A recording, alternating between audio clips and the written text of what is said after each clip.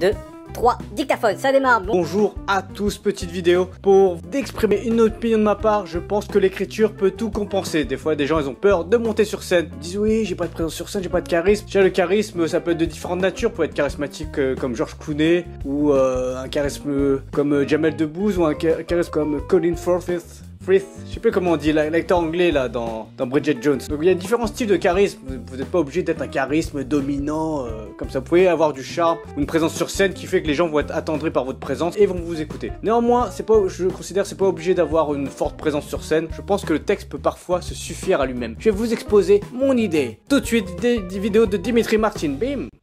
Alright, I got a lot of jokes, so I'm just gonna start telling them. Here we go. When they came out with the Phillips head screwdriver, I wonder if the guy who did the flathead was like, what? We can get credit for this? Shit!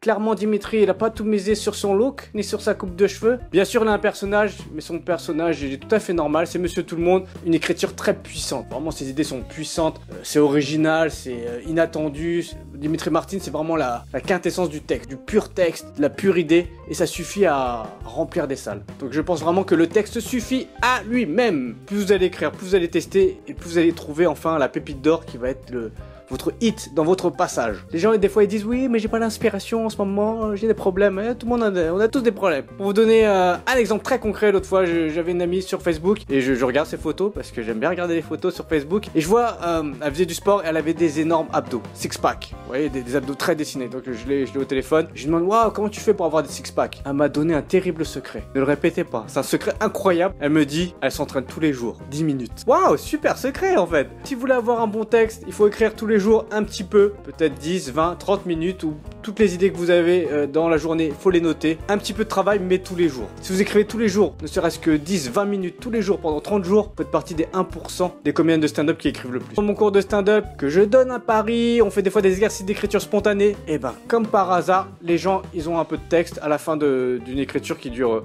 des petites séances d'écriture de 5 minutes, ils arrivent à écrire 2-3 minutes de nouveautés, alors que des fois, parfois, pas tout le temps, mais parfois, durant la semaine, certains n'ont pas réussi à écrire 3 minutes. Et là, en 5 minutes, 5-10 minutes, ils ont réussi à écrire 3 minutes. Donc l'inspiration, c'est pas quelque chose qui vient comme ça, comme un poète disparu. C'est vraiment quelque chose qu'il faut travailler et encourager. Donc je vous encourage à écrire, ok? Vous avez aimé cette vidéo? Bah, vous savez ce qu'il vous reste à faire. Faites un petit pouce. N'oubliez pas de vous abonner à ma chaîne YouTube. C'est très important, hein? C'est comme les t-shirts, c'est important. Il est bien ce t-shirt ou pas? Bah mettez un pouce pour le t-shirt. Merci, à très bientôt. Au revoir, bye. In one word, job, contract, you know, responsibility.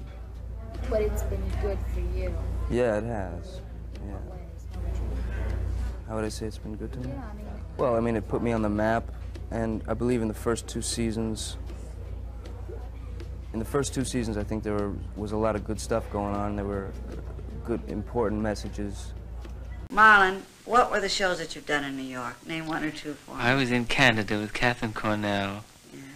and I was in Eagle Rampant with Tallulah Bankhead, Yes. and I remember Mama. with Sophie Rosenstein, Not quite. and Oh, Truckline Cafe. oh yeah, Truckline Cafe. That's good enough. Now will you turn your head for us? Sure. Now around the other way. Now all the way around now.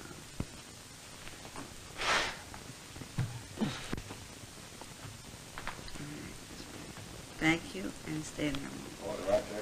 Well, that's where the difficulty lies, you see. I mean, in order to, because the Cantonese have a different way of saying things, you know, I mean, different from the Mandarin. Yeah. So I have to find like something similar to that and keep a kind of a feeling going behind that. Something that matching the Mandarin deal. Like being regarded as one of the world's most attractive men. I don't pay no attention to it. I don't consider myself a no attractive man. People like Tom Jones, you know, he's in that rank, and Elvis Presley, I'm not nothing like that. I mean, people for years have been saying you're one of the most attractive men in the world. I know it. I was just... And I always ask my mother, I said, Mother, how come is everything white? I said, why is Jesus white with blonde hair and blue eyes? Why is the Lord's Supper all white men? Angels are white.